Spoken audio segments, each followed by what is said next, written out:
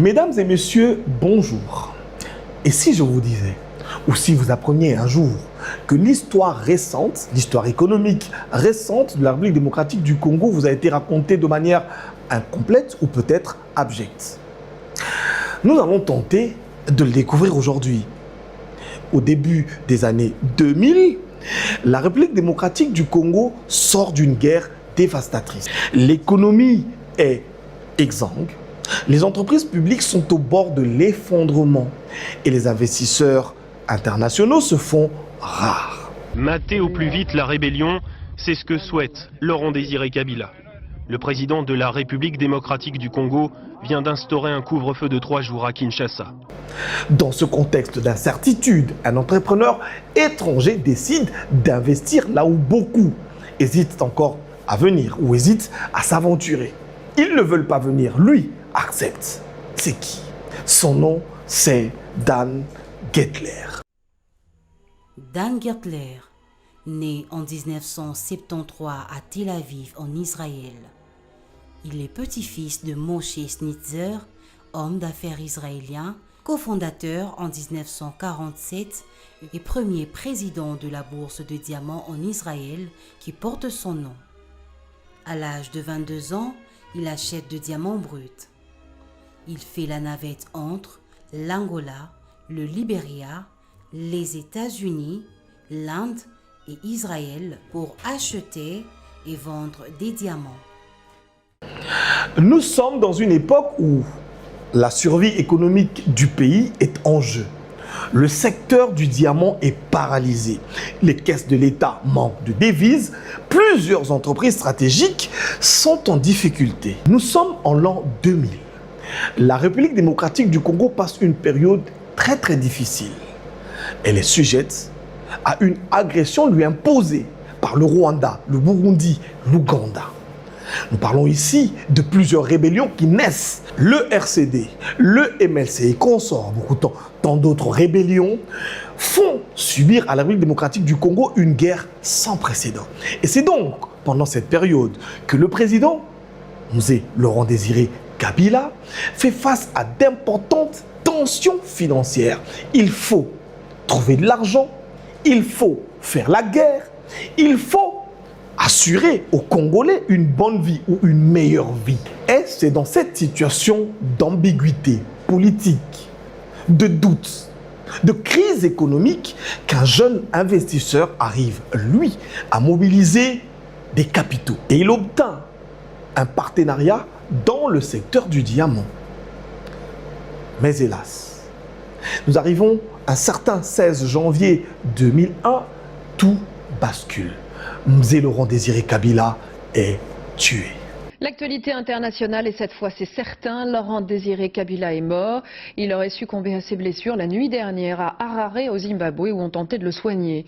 Il sera enterré mardi prochain à Kinshasa, mais déjà son fils a pris les rênes de la République démocratique du Congo sans élection. Jean-Marc Pitt. Laurent-Désiré Kabila est mort, l'homme qui voulait redessiner l'économie de la République démocratique du Congo est passé. La RDC entre dans une nouvelle phase politique et économique. Les cartes devraient être redistribuées parce que le pouvoir change. C'est son fils, Joseph Kabila, qui prend le pouvoir. Moi, Joseph Kabila, président de la République démocratique du Congo, je jure fidélité à la nation. Et à partir de ce moment, Dan Gettler devrait changer de politique. Pourquoi? Parce que le secteur du diamant aussi change. C'est donc face au bouleversement du secteur diamantifère que Dan Gettler changera de stratégie. Il ira se tourner vers le secteur les plus stratégiques de la République démocratique du Congo. Nous parlons ici du cuivre et du cobalt. Et bien sûr, le cuivre et le cobalt du Katanga. Nous sommes à l'époque du Grand Katanga. Sa méthodologie reposera sur 3 axes. Acquérir des actifs miniers sous-exploités, structurer les projets sur le plan financier et juridique et aussi attirer les partenaires internationaux, les partenaires industriels internationaux. C'est dans ce cadre que des partenariats sont conclus avec des sociétés publiques. Donc, je veux dire ici avec une société publique, la GECAMI.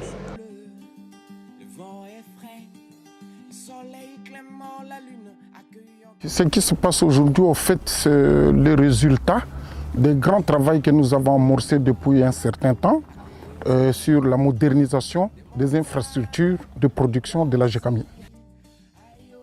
Avec ces investissements qui ont été faits, aujourd'hui, nous sommes en mesure, comme vous l'avez vu d'ailleurs, de produire du cuivre high grade. Nous avons installé l'unité d'extraction par solvant ici à Chituru, qui nous permet de sortir le cuivre à 99,96%. Au moment où peu d'investisseurs internationaux osent encore s'aventurer en République démocratique du Congo, des capitaux importants commencent à être mobilisés par Dan Gettler. Parce qu'il faudra se rappeler que nous sommes en pleine période de crise politique, en pleine période de confrontation entre la République démocratique du Congo, le Rwanda, le Burundi et l'Ouganda. Il y a des guerres. Nous sommes dans une phase où nous préparons le dialogue intercongolais. Il y a une guerre interne et une guerre externe. Parce que là, en dehors des armées étrangères, nous avons aussi des rebelles. Oui. Nous avons Jean-Pierre Bemba qui fait sa rébellion.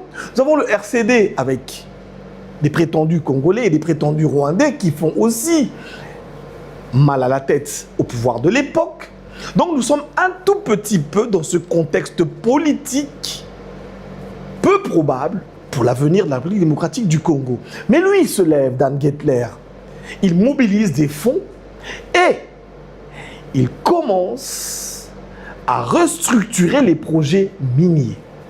Les projets liés à ces partenariats, il mobilise à peu près 600 et 700 millions de dollars américains pour des investissements qui vont relancer plusieurs gisements.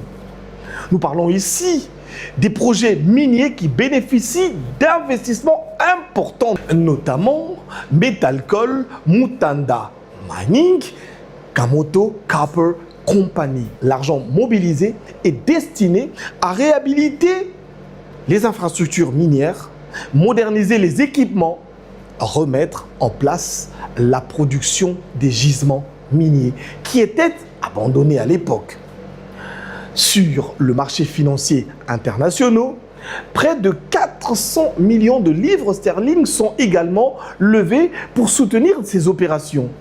Ces investissements contribuent notamment à faire progressivement la relance de la production du cuivre et du cobalt en République démocratique du Congo. Le secteur du diamant, qui est son secteur de prédilection, n'est pas oublié, évidemment.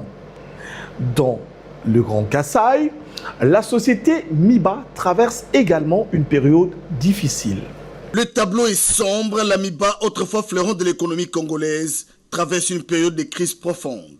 Manque d'outils de production, les investissements dans de nouveaux équipements sont quasi inexistants. Les ressources financières limitées aggravent cette situation. Les travailleurs impayés depuis plusieurs mois ne savent pas quel sait se vouer.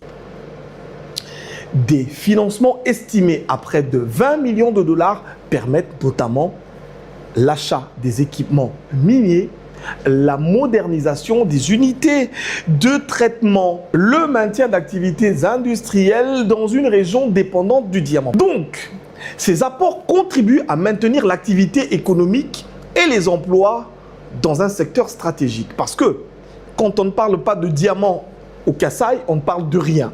L'économie est morte, le social est évidemment mort aussi. Il fallait donc revenir au secteur diamantifère pour permettre au Kasaï de vivre. Vous avez déjà certainement entendu parler de cet homme, Dan Gettler. Vous l'avez vu sur les réseaux sociaux. Vous en avez entendu parler un peu partout. Mais qu'est-ce que vous avez entendu?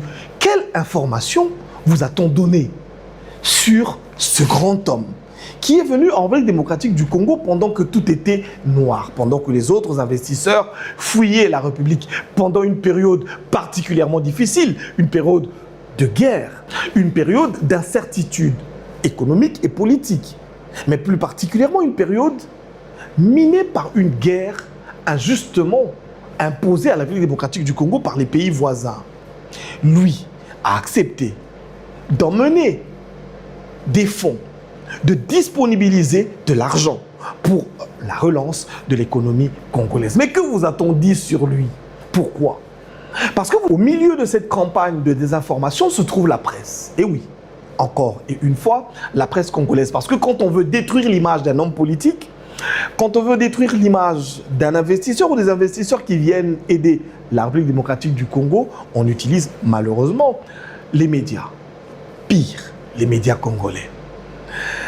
En dehors des médias, il y a des ONG. On en parle un peu plus actuellement d'ailleurs. Parce que toutes ces manipulations viennent des ONG internationales. Malheureusement, ces ONG qui prétendent venir aider les populations congolaises, qui prétendent emmener des projets sociaux en République démocratique du Congo, ne font pas toujours ce qu'elles disent venir faire. Pourquoi?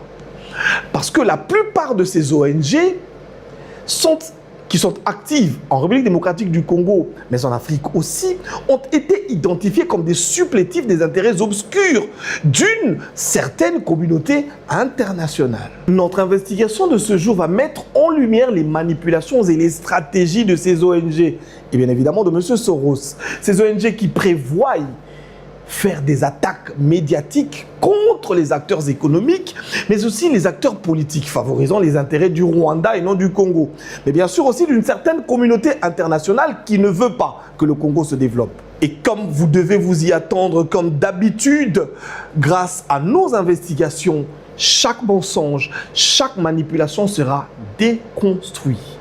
Et d'ailleurs, nous allons les mettre face à la réalité parce que pour chacun d'entre eux qui viendra vous dire quelque chose, je vous demande, s'il vous plaît, de demander des preuves. Oui, ils ont l'habitude d'apporter des informations sans preuve. Le public, vous allez enfin comprendre le rôle exact de ces organisations et leurs effets sur le développement de la République démocratique du Congo. Vous êtes Congolais, vous êtes amis des Congolais, vous êtes amis du Congo.